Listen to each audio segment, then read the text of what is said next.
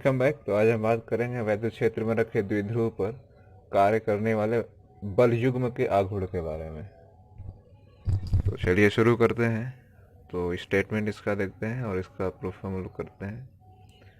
तो क्या है, माना एक वैद्युत द्विध्रुव ए बी दो बिंदु आवेशों प्लस क्यू तथा माइनस क्यू से मिलकर बना है, जिनके बीच की दूरी 2L है। वैद्युत द्विध्रुव को एक समान वैद्युत क्षेत्र E में थीटा कोण बनाते हुए रखा गया है। और ये इसका डायग्राम है।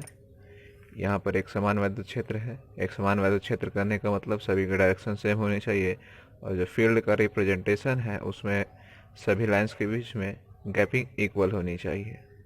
और ये हमारा वैद्युत द्विध्रुव है ए बी, ए पर प्लस चार्ज और बी पर माइनस चार्ज है। इनके बीच का जो सेपरेशन वो 2L है, और ये फील्ड के साथ थीटा कोण बनाए हुए है।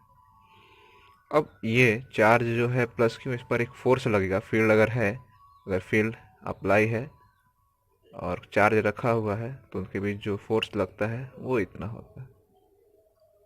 पॉजिटिव होगा तो पॉजिटिव साइन और निगेटिव होगा तो नेगेटिव साइन, ऐसा। तो यहाँ पर एक पॉजिटिव फोर्स यानी पॉजिटिव चार्ज है, इसलिए यहाँ पर क्यू ही फोर्स लगेगा। और यहाँ पर निगेटिव चार्ज है तो इसकी डायरेक्शन क्या होगी, इसके अपोजिट होगी। तो यहाँ पे मेंशन डायरेक्शन को मेंशन किया गया, इसलिए निगेटिव साइन नहीं लगा है। अब वैद्युत द्विध्रुव के आवेश प्लस पर कितना बल लगेगा, तो हमें पता है, हमने एफ, इस पर जो बल लगेगा वो EQ होगा। तो ये लिखा गया। इसकी डायरेक्शन क्या है, इसकी डायरेक्शन जो है फील्ड लाइन के डायरेक्शन में है, तो वैद्युत क्षेत्र की दिशा में। आगे वैद्युत द्विध्रुव के आवेश माइनस क्यू पर कार्यरत वैद्युत बल जो होगा वो F2QE होगा। और इसकी डायरेक्शन क्या होगी, इस फील्ड लाइन के अपोजिट, यानी कि वैद्युत क्षेत्र के विपरीत। अब यहाँ पर क्या है कि जो बल है F1 व F2 के परस्पर समान तथा दिशा विपरीत है, जो द्विध्रुव को घुमाकर वैद्युत क्षेत्र की दिशा में संरेखित करने का प्रयास करता है। अब क्या है, ये क्या बोला गया इसमें, इसको एक बार समझते हैं अच्छे से। तो हमारे पास ये एक द्विध्रुव था। द्विध्रुव क्या है, सिंपल समझिए, ये एक हमारा द्विध्रुव है, इसी को हम द्विध्रुव मान रहे हैं। अगर इस द्विध्रुव को यहाँ से एक फोर्स लगाया गया तो क्या होगा, ये फोर्स की डायरेक्शन में इस तरीके से मूव करेगा। अगर यहाँ इसको ऊपर से इस तरीके से फोर्स लगाया तो ये इधर से क्या होगा, फोर्स की डायरेक्शन में मूव करता। यानी कि डायरेक्शन अगर फोर्स की अलग अलग है तो इसका जो मूवमेंट भी है वो क्या है, अलग अलग है। अब क्या है कि इन दोनों को एक साथ अगर अप्लाई किया जाए फोर्स को, तो ये क्या होगा कि एक पॉइंट के अबाउट ये क्या कर रहा है, मूव कर रहा है। ये पूरी पेंसिल जो है एक पॉइंट के अबाउट मूव कर रहा है। तो यही होने वाला है इस केस में कि इस द्विध्रुव पर दो फोर्स अपोजिट डायरेक्शन में इक्वल मैग्नीट्यूड के लग रहे हैं, तो क्या करेगा, एक पॉइंट के अबाउट मूव करना स्टार्ट करेगा। अब आगे देखें इसमें। अतः वैद्युत द्विध्रुव पर कार्यरत बल युग्म का आघूर्ण टाउ की जो वैल्यू होगी, इसको टाउ से रिप्रेजेंट करते हैं। तो यहाँ पर किसी एक बल का परिमाण या तो इस बल को ले लेंगे या तो इस बल को ले लेंगे।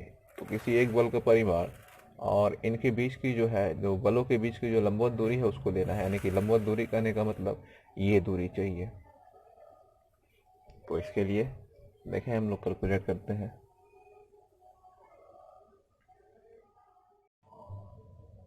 तो हमारे पास फोर्स की जो वैल्यू थी QE थी, और उसकी जो परपेंडिकुलर डिस्टेंस है वो AC है। AC कैसे, देखिए यहाँ पर जो परपेंडिकुलर डिस्टेंस है इन दोनों के बीच का वो क्या है, AC। और इसकी वैल्यू क्या होगी, 12 साइन थीटा। यहाँ पर ये थीटा है तो यहाँ पर सिंपल प्रॉपर्टी लगेगी ट्रायंगल में। तो ये अगर 12 है और ये लंब है तो यहाँ पे साइन थीटा अप्लाई कर सकते हैं। Sine theta is equal to this much, this यानी x अपॉन में 12। तो यहाँ पे x की वैल्यू क्या आ जाएगी, 12 साइन थीटा। तो यहाँ से क्या हुआ, AC की वैल्यू 12 साइन थीटा डब किया गया, और टाउ की वैल्यू क्या होगी, EP साइन थीटा। यहाँ से जो Q2L है इसकी वैल्यू P होती है, और हमने इसको साइड में मेंशन किया है। तो ये जो था इसका वेक्टर फॉर्म, ये मैग्नीट्यूड फॉर्म है, और ये इसका क्या है, वेक्टर फॉर्म है। अब इसके कुछ स्पेशल केसेस हैं, तो उसको एक बार देखते हैं। स्पेशल केस में क्या है कि जब थीटा की वैल्यू क्या हो, जीरो, तो जीरो करने का मतलब क्या है, फील्ड लाइन और जो इलेक्ट्रिक फील्ड है की जो डायरेक्शन है E, और वैद्युत द्विध्रुव एक इनिशियली कंडीशन में, यानी कि स्टार्टिंग में ही वो इस कंडीशन में रखा होगा, प्लस क्यू माइनस क्यू। और एक केस ऐसा होगा इधर प्लस होता है और इधर माइनस होता है। तो यहाँ पर जो फील्ड की डायरेक्शन होगी ये होगी, अगर ये केस लिया गया द्विध्रुव का और ये केस लिया जाएगा तो यहाँ पर डायरेक्शन ये होगी। तो एक बार क्या होगा कि वैद्युत द्विध्रुव जो है फील्ड की डायरेक्शन में रखा गया होगा। तो फील्ड की डायरेक्शन यानी कि क्या होगा, पॉजिटिव से निगेटिव की तरफ द्विध्रुव में उसका द्विध्रुव आघूर्ण काम करेगा।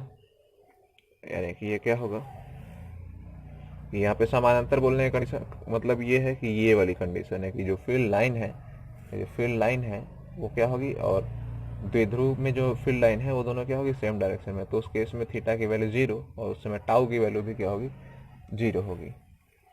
अब अगली कंडीशन क्या है, यानी कि इसके अपोजिट कर देंगे, इस द्विध्रुव को अपोजिट कर देंगे तो क्या होगा, उस केस में भी वैल्यू क्या होगी, इस केस में क्या होगी वैल्यू, थीटा की वैल्यू 180 होगी और 180 साइन 180 की वैल्यू क्या होती है 0।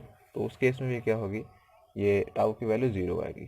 थर्ड केस क्या होगा कि परपेंडिकुलर हो, परपेंडिकुलर किसी भी तरीके से रखा सकता है, ये फील्ड लाइन थी और ये परपेंडिकुलर द्विध्रुव है, तो चाहे इधर प्लस चाहे इधर माइनस उससे कोई फर्क नहीं होगा, बस रोटेशन उसका अलग होगा।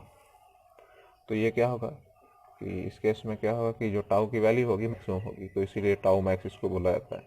और लिखा गया कि इस स्थिति में द्विध्रुव पर अधिकतम बल युग्म का आघूर्ण कार्य करता है। Okay, thank you.